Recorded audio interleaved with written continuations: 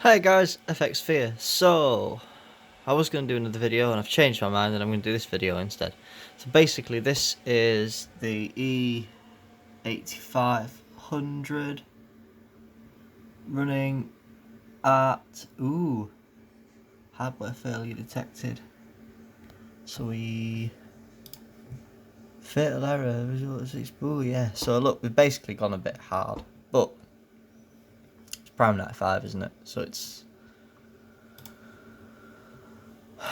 I wonder if it's hit thermal. It's hit 70 degrees, so it's hit thermal throttle. So we'll exit. We will prime 95 and we will run again. And this is a massive issue that I'm facing because I am only running an air cooler. But this was stable. So core number 2 has hit a failure again.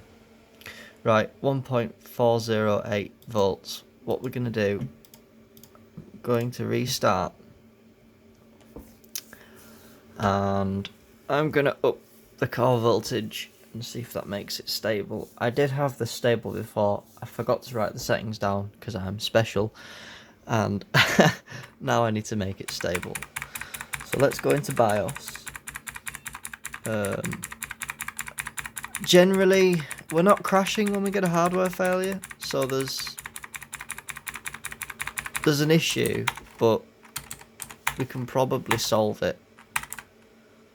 I don't really want to go too much higher. Obviously, it was booting at 1.45 volts. We're at over 2000 megahertz frontside, 2002 megahertz frontside bus with a multiplier of 9. So, you know, we're up there. I mean, this thing's supposed to run at 3.16 gigahertz, and we're currently at 4. I mean, you can see the boot time on this is, you know, for a computer that's technically 11 years old, it's not bad. I mean, I'm on an SSD, obviously. And it's, for reference, the XFX 790i motherboard. It's the Ultra 790i Ultra motherboard. And this was a present from one of my friends, because he knows I love overclocking. And I had the 780i back in the day, like in 2008. Wow, you can hear that fan working hard. Right, I'm going to pause, log in, set up everything, and then hopefully we'll be stable. Hi guys, I'm back. So, after a bit of tinkering, I got a stable overclock.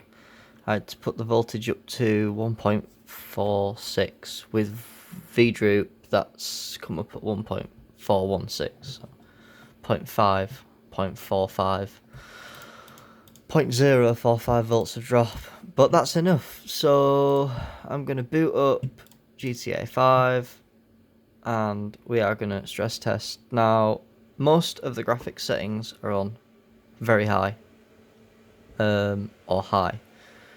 Now, I've got a 780 Ti, sorry, GTX 780 SC, so it's superclocked edition. It's a card that was given to me. Again, somebody said it was dead. It's going in an overclocking rig, so I don't really want to care about it. The only thing I'm worried about is the motherboard. I'm not bothered about the processor and graphics card and memory in this machine. So, you know, as long as I'm within tolerance for frontside bus voltage and stuff like that, I'm not going to blow up my motherboard. The CPU and GPU, I couldn't care. So basically I baked the GPU because it was artifacting, and as you can see, it now isn't. So, you know, I reflowed it. It could last a number of months, it could last a number of years, nobody knows. I did a reasonable job on it, so we'll have to wait and see.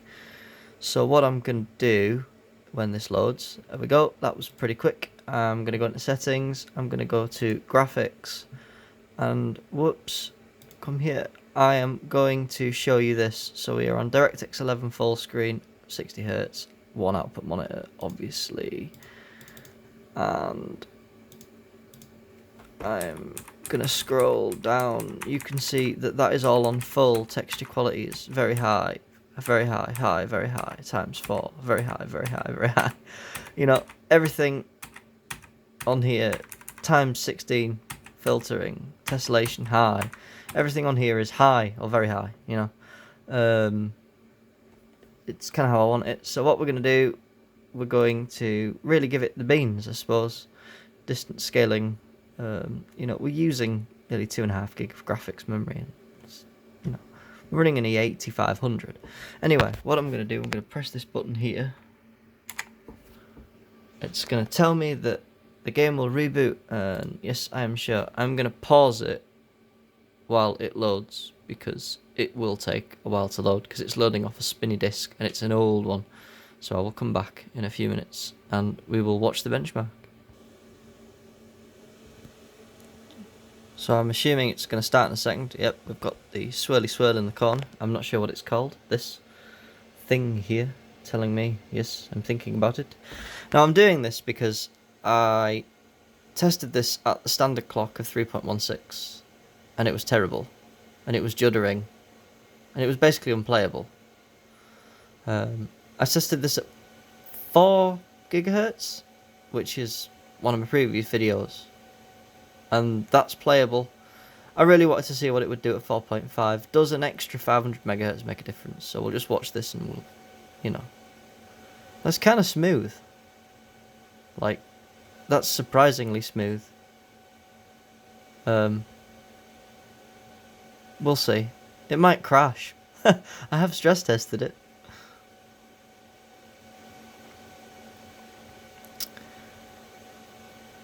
It's taking an awful long time to load. There we go. So there's a little bit of difference between 4.5 and 4 gigahertz. I can't say it's massive. For the temperature differential and like the increase and the shortening of life of the CPU running it at, you know, much higher temperature. We're probably sitting maybe at least 70 degrees right now. I'm gonna have to have a look when we finish benching. But obviously, if there's not a lot of difference between 4 and 4.5, I mean 4's still pushing it a little bit, but you can get 4.4 stable quite easily on a liquid cooler. 4.5 on an air cooler. I just like to push my luck, I suppose. But my thoughts of it are kind of like, well, why bother running it at 4.5 when you can run it at 4 and it runs 20 degrees colder under load and your CPU won't burst into flames and die, or just sort of start getting really unstable and bin out after, like, I don't know how long. I mean, put in the comments how long you think it would last at this clock, like continuously gaming, maybe like 3 or 4 hours a day. I probably wouldn't like to say. Not on an air cooler. On a liquid cooler, maybe. But on an air cooler, this thing is hot. And, you know, we can see it stuttering here. Thermal throttling is turned off. So even if it overheats, I mean, it will just shut down. Because the board designed to do that. If it hits 85 degrees, it will shut down the system to save the hardware. But it will not thermal throttle in terms of the motherboard won't ramp it back. The CPU might ramp back. Now, one consideration is this scene here. When I ran this on the standard clock, this car loaded in with no wheels and took about a minute to actually load. So, you know, I went up to 4 and it didn't do that. It loaded in with wheels and loaded. But I'm actually seeing more stuttering in this scene at 4.5. Maybe it is that stability issue. Maybe it's... Or maybe it's my brain, I'm not sure. To me, it seems like there's more stuttering. We're nearly at the end of the benchmark now, but I'm interested to see this temperature score for this, because I think it's going to be pretty hot. And obviously you can watch the other video on my channel where I don't talk through the whole of it, which is at 4 gigahertz. And you can maybe try and make a comparison. I haven't got the time or effort to make a side by side, but you know, such is life. I'm going to pause it because it'll try and boot the game up again. Oh no, maybe it won't. And I'm going to close that. Right, wow, 69 degrees. I thought it would be over 70. We're at 4.5 gigahertz. You can see it there. We have a standard clock of 3.16. And what's our voltage at 3.190? What's our voltage been up to? That's the more important question. It's been up to 1.416. That's not bad. Front side bus has been up quite high at 1.408. But yeah, overall, I'm impressed. Oh, that's because I closed the sign. So there you go. That is, and what we will do, we will save the validation file to 4.5 S for stable. Save that. I will put a link in the description below. You can, I'll submit it as well, and then I can just link it in. You can view the link, view validation.